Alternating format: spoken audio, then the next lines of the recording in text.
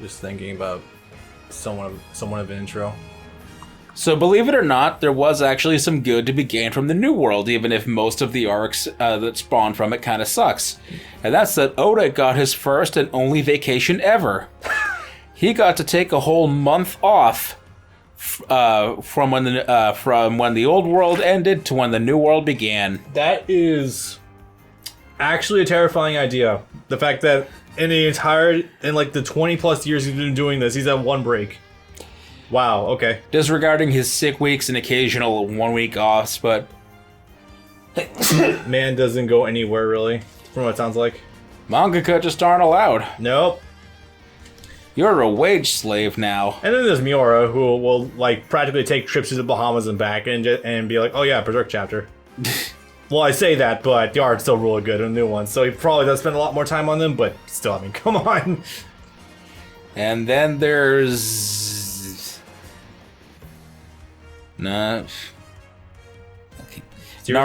Kishimoto. Oh yeah. Who apparently missed his honeymoon and his father's funeral. Yeah. From being stuck on the schedule. If I were him, I would, considering the quality dipped at points in the manga, I would have taken a break. Because holy shit. Something like an actual break like the one that Oda took, or the one that Kubo took after the end of Aizen, which was only 2 weeks. You typically only get it after a momentous occasion, a break in time, the end of an arc, what have you. God, it's depressing thinking about how much you could see of the Japanese work ethos in like mangaka, and just be like, fucking hell, you actually work yourself to death. They have that was a plot point in the manga about making manga, Bakuman, where the main character's inspiration, his uncle, I think it was a mangaka who literally worked himself to death. Yeah. And at some point also, the kid himself, who's like 17 or 19 or whatnot, also finds himself in the hospital with an ulcer from drawing his manga. Fucking Jesus. Yeah. Alright, so 2 years have passed, everyone's been training. It's a good thing there's no wind in the comm belt for that hat to fly away. Yeah. Literally. There was a whole thing in the middle of that about the 3D2Y thing. We're not acknowledging that whatsoever.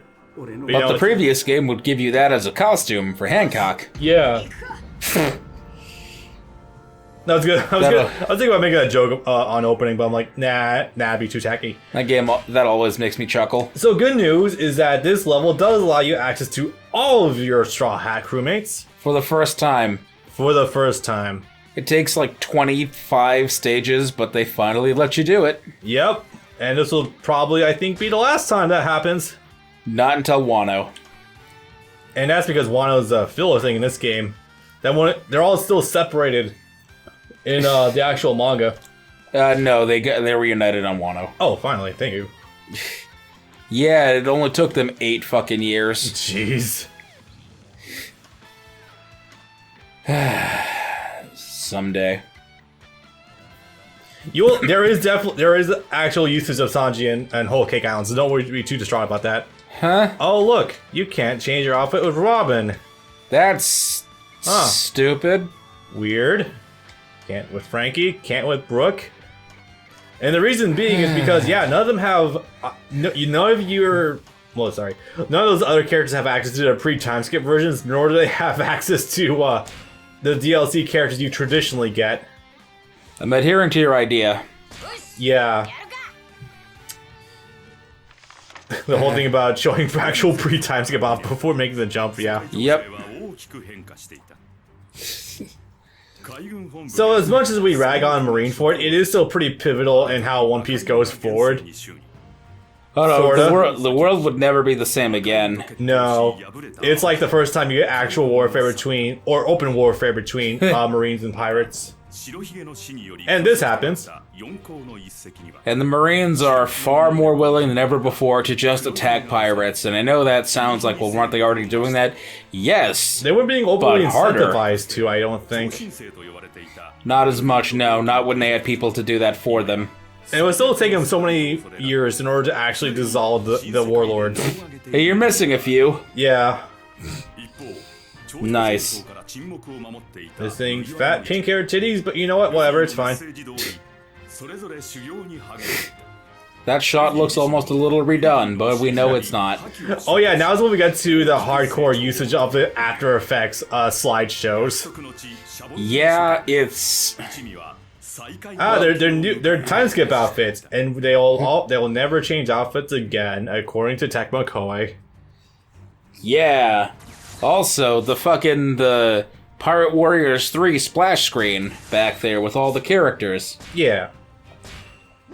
Oh boy, this is gonna be fun going back to him, huh? This is gonna be fun. Here. Oh yeah, he had 2 fucking bursts back in this version. Regular one and actual Gear Second. Yep, and they're not entirely sorted properly, so you have to go find them. Yeah. I don't think this version of Luffy has the most amount of moveset in the game. I think that might be post-time skip, but... oh, that's right. They're qualified as a separate character, even though they're just a costume change. Yep. That's not confusing at all. It could be worse. They could be literally separate characters with different levels. Yeah, true. Personally, I never really touched full burst damage enhancement because I feel like usually the characters are pretty strong. Oh god, this feels weird. This feels I haven't even seen weird. some of these moves before. Holy shit. Yeah, that looks so weird. I hope this irony doesn't end up hurting me in the long run. Yeah. So I was warning Brendan in advance that this level can legit take like 20 minutes if you're not careful. Luckily, Gear Second makes you a speed time. Oh yeah, it's the first time we showed off too. Gear Second, I actually think is one of the best bursts in the game. Yeah, I think it does that much for your moveset. It's really, really good. The only thing that sucks is that, well, it's the exact same. It's basically just a regular moveset you get with Pirate Warrior, or what am I saying? New with World. Time skip Luffy, essentially. But you do still have some fun shit, so I mean, it kind of balances out, sort of. Yeah. So eventually the Straw Hats are going to start spawning into this level, and you need to guide them over towards the ship, obviously. Like, bam, first one. Also, you can in fact take over these bases, so that'll help out a bit, but they will succumb at some point. It's a hassle, but it's whatever, yeah. Oh hey, it's awake again. Yep. For Gear Second, no less. I don't understand. Gear Second is honestly more fun to play with than Snake Man. Or one of them, anyway. Yeah. It's basic, I know, but it's the simple things in life, you know? Oh no, the fact that he's not constantly hovering also does help with the concentrated fire on bosses. For that matter, he might be better for bosses than Snake Man, but that's tenuous. I don't know about that one too much. It's the constant animations all the time that don't get completely overshadowed by being aerial. Yeah. So they actually do hit everything, and that means they have to animate everything getting hit instead of just life bars draining. Yup.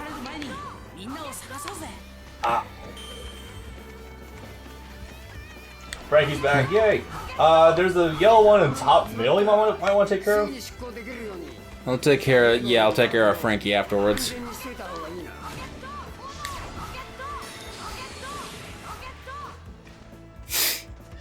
Yeah. This takes a minute. This is the old mid-2000s jank that I miss about video games. Having to use an attack as a mode of transportation because it's faster than your running speed. Castlevania Symphony of the Night backdashing with Alucard. Stinger in DMC 1. Yeah, essentially. Except I got at least a few others. I'm not thinking about it. It's still Tatsu's. Yeah. The weird R2 wave dashing that was discovered in Marvel 3, I guess. I'm not sure. I think that was not intended to actually be a thing, but yeah, you can cancel them, so you can just kind of wave dash freely. It's great. No form of wave dashing was ever meant to be real. It was just a thing that was meant to make sure that you didn't clip through the floor.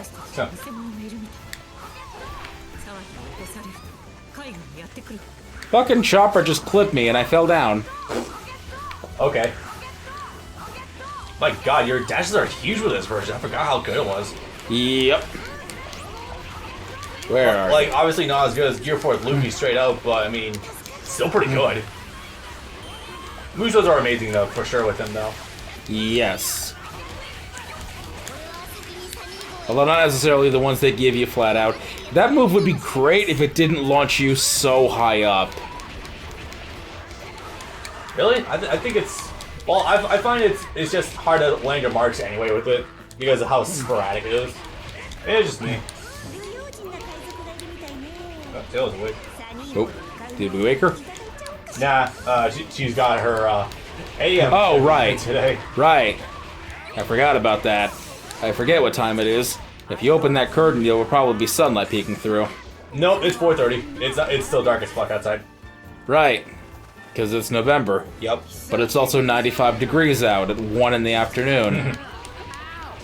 Fun shit. Yeah. Hey, hopefully the new guy will do something about that. So that you're strong 2 or 3 that you're just using for that, like that wheel kick. Oh, strong 2. Okay. Yes. This base is still here. There we are. So particularly with post-time skip Frankie here, you're gonna start hearing that. Yeah, he's definitely quoting in a lot of these lines. Ooh, nice. Oh yeah, that though. Right, because you still have access to only Gear 2 until a ways into Dressrosa, but because you're New World, you don't get all small anymore because you have control of your Gear 2. This is still a pre-costume, so you still get small if you Gear 3. Yep. I forgot about that.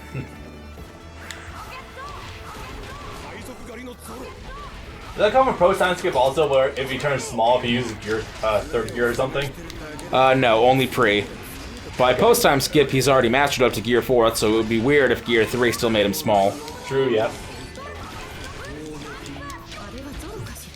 So it's still one of the reasons I actually do think that even at the start of New World that Luffy could take on the Admirals is because right as he debuts, fucking so considering that pacifistas have the ability to shoot lights or light on par with Kizaru essentially, Luffy just dodges them effortlessly. Yeah. And it's just like, well, you see, if we take into account power scaling, if I want to be dumb, how Kizaru is known for being fast, and Luffy is just able to dodge it no problem. Yeah, I'm pretty sure he can easily take him on now. Something, sure, that might be light coming out, but that's only the speed that these simple robots can process. So it's not actually the speed of light or whatever. I would like to see that put into practice, because that would be pretty weird. I like how he has the actual full-on beam now. That's kind of amazing. What's my favorite about this was that Film Z came out so early into New World that outside of just the first view, we hadn't seen anything like pacifistas yet, so we didn't know what they were going to look like. So they showed a movie-exclusive Marine updated pacifistas where they were all white and had white hair for some reason. Yeah. But that was only for the movie, and we never saw them again. I don't remember what, like, I remember the white coats, but I don't remember the rest of the details about what they look like. I remember they look like more mechanical, though. I love how there's actually 2 bases right now that have their leaders sticking out. You can easily take over right now. One thing at a time. This is one good advantage of Sky types, though, is that you don't have to continuously worry about canceling your dashes while you're in the air. No.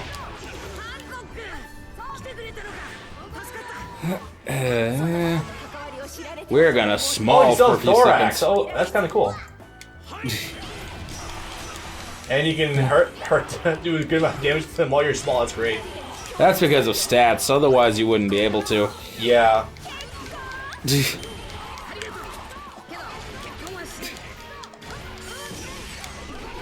There's one thing I miss from 2 and 3 that I honestly don't remember if this game does, and that's when you're in your power-up form, if you don't have a character level broken, then you get access to your complete moveset. Yeah. This game doesn't do that. Once you have the full moveset unlocked, that's the end of it. And there's no level breaking because there are no levels. So there's not much of an incentive at all to keep playing past... How many single-digit number of stages into Treasure Log would you say the Law of Diminishing Returns starts to apply? Second. Okay. Yeah.